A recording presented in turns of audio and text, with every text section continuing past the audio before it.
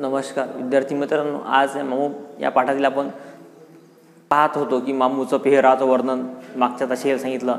दुसऱ्या दशेला आपण पाहिलं की मामूच्या मुलाचं लग्न होतं आणि मुला लग्नामध्ये हे सर्वच महत्त्वाचे व्यक्ती जे होते, प्राध्यापक असतील, व्यापारी असतील, आमदार खासदार सर्व आलेले होते आणि सर्वांनी या मामूच्या कार्याविषयीच गुणगौरव गायण्याचा प्रयत्न केलेला होता. आणि नंतर पाहिलं त्यामध्ये मामूची जी आई होती, आईसुद्धा मरण पावली. आणि त्यामध्ये पाहतो की मामू हा शाळेचा एक अविभाज्य असा घटक बनलेला होता.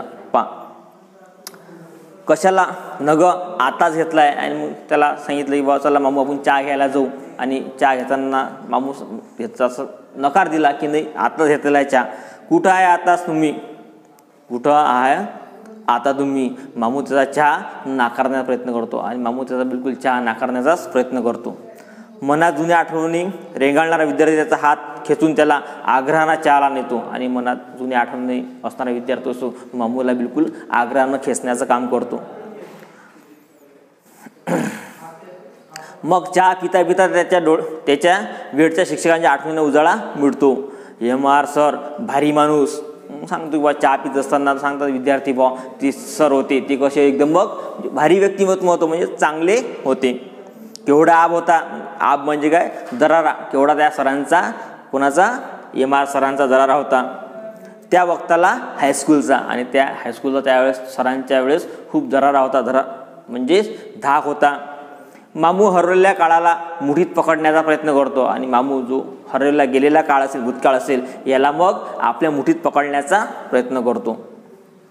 ही शाळा सरकारी आहे, इथं ड्रॉइंगच्या, कॉमर्सच्या, सरकारी सर्टिफिकेटच्या परीक्षांचं केंद्र आहे. आणि शाळा कशी आहे मग सरकारी आहे आणि इथं हे परीक्षा सेंटर आहे, परीक्षांचं एक केंद्र आहे. या परीक्षा आल्या की बुढा मामू पाखरागत हालचाली करू लागतो. आणि परीक्षा आल्या की साहजिकच काय होते, मग या शिपायाची धांदळ होते आणि मामूची काय करायचं मग साहजिकच हालचाली करायचा. नंबर टाकणं, परीक्षा आले काय साहजिकच मग नंबर टाकणं, बाकडे हलवून बैठकीची व्यवस्था करणं, पाणी देण्यासाठी गोरगरिबांची पोरं ऑफिसात आणून दाखल करणं, पडेल ते काम मामू उत्साहानं करू लागतो. आणि परीक्षा ज्यावेळेस येतात त्यावेळेस मामू सर्व निमूटपणे हे कामं करतो. कधी खेळताना, कधी प्रार्थनेच्या वेळेला एखादं पोरगं चक्कर येऊन कोसळलं, रिक्षा आणून त्या पोराला घालून डॉक्टरकडे नेताना मामू त्याला आईच्या मायेनं धीर देत म्हणतो. आपण पाहतो एखाद्या वेळेस प्रार्थना वेळेस एखादं मुलं जर खाली कोसळलं असेल, चक्कर आला असेल, घेरी जर आली असेल, लगेच मामू त्याला रिक्षा बोलायचा, रिक्षात लगेच त्याला टाकून न्यायचा, त्याच्या तोंडावरून मायेसारखं, आईसारखं हात फिरवायचा. घाबरू नकोस, ताट बस, काय झालं नाही तुला. आणि मामू त्याला धीर देत म्हणायचा, घाबरू नकोस, काही झालं नाही तुला, बिलकुल तू ताट बैस. 26 जानेवारी 15 ऑगस्ट, 26 जानेवारी 15 ऑगस्ट हे आपले काय आहेत मग राष्ट्रीय सण आहेत. आणि 26 जानेवारी 15 ऑगस्ट या राष्ट्रीय दिवशी कधी कधी मामूच्या हातानं इथला राष्ट्रध्वज दंडावर सरसरच चढतो. आपण पाहतो कधी कधी मामूला सुद्धा ते पाचारण करत, मामू तुमच्या हातानं हा झेंडा राष्ट्रध्वज तुम्ही फडकवा. शाळेच्या 3ऱ्या मजल्यावर माथ्यावर निकोप वाऱ्यावर फडफडत राहतो. आणि शाळेला 3 मजली बिल्डिंग होती आणि 3 मजली बिल्डिंगवर आपण पाहतो हा मग राष्ट्रध्वज मग काय राहायचं मग फडफडत राहतो. फेट्याजवळ हाताचा पंजा भिडवून मामू राष्ट्रगीत संपेपर्यंत ध्वजाकडे मान उंचावून बघत राहतो. आणि मग मामू काय करतो, जोपर्यंत राष्ट्रगीत संपत नाही तोपर्यंत बिलकुल काय करतो, मग ध्वजाकडे मान उंचावून बघतो. माझ्याकडं कुणी बडा पाहुणा आला की मामूकडं बघत नुसती मान डुलवली. आपण पाहतो की माझ्या ऑफिसमध्ये एखादा जर मोठा माणूस आला असेल तर मामूला फक्त मला इशाराच करायचा असे, मान डुलवली की लगेच मामू इशारा समजून जायचं. माझ्याकडं कुणी बडा पाहुणा आला की मामूकडं बघत नुसती मान डुलवली की तिचा इशारा पकडत मामू चहाची ऑर्डर देतो. आणि लगेच तो मामू इशारा पकडायचा आणि लगेच बिलकुल चहाची ऑर्डर द्यायचा. पाहुणा बसेपर्यंत चहा दाखल होतो आणि पाहुणा बसेपर्यंत काय मग चहा तिथं येऊन जातो. राजे चहा केव्हा सांगितलाय, पाहुणा म्हणायचं राजे आपण चहा कधी सांगितला, चहा तर आपल्या टेबलवर आलाच. पाहुणा आश्चर्यानं विचारतो, मी उत्तर देतो, ऐतिहासिक काळात वावरतो ना सध्या, नुसती इशारात बर हुकूम काम होतात आमची. मी ऐतिहासिक काळात वावरत होतो ना, त्यामुळे बिलकुल इशारात मिळाली लगेच मी बिलकुल काम करून टाकतो. एकदा मी आणि मामू शाळेच्या व्हरांड्यात बाकार गप्पा मारत बसलो. एक सांगतो तेव्हा मी आणि मामू एकदा काय मग शाळेचा वरंडा बिलकुल मग आम्ही बाकारत्या गोष्टी गप्पा करत बसलो. त्या दिवशी मामू खुल्ला होता. त्या दिवशी मामू काय मग खुलून बोलणारा होता, एकदम खुललेला होता. संस्थानिकांच्या काळच्या वाड्यावरचा एक अजब गमती सांगत होता आणि संस्थानिकांच्या वाड्यावरच्या गमती होता ह्या गमती तो सांगण्याचा एक काय मग लेखकाला सांगत होता. 3 तास केव्हा मागे पडले होते दोघांनाही कळलं नाही. जवळपास 3 तास झाले. कोणालाच माहीत नाही की आपण इतक्या गोष्टी ह्या लांबलेल्या होत्या. प्रसंगी मामू एखाद्या कार्यक्रमावेळी मुलांच्या समोर 10-20 मिनिटे एखाद्या विषयावर बोलू शकतो. म्हणजे मामूला जर म्हटलं की 10-20 मिनिटं तुम्ही या मुलांसोबत चर्चा करा तर ते सुद्धा काम तो मामू करायचा. एखादा विषय जर असेल बोलायला मामू त्या विषयावर मग बोलायचा. त्याला जसं उर्दू ज्ञान आहे तसंच त्याला वैदिकाचंही ज्ञान आहे. त्याला उर्दूचं ज्ञान नाही असं नाही तर त्याला वैदिकशास्त्रातलं सुद्धा त्याला माहिती होती. म्हणजे आपलं वैदिकशास्त्र जे असेल त्या वैदिकशास्त्रात त्याला भरपूर ज्ञान होतं.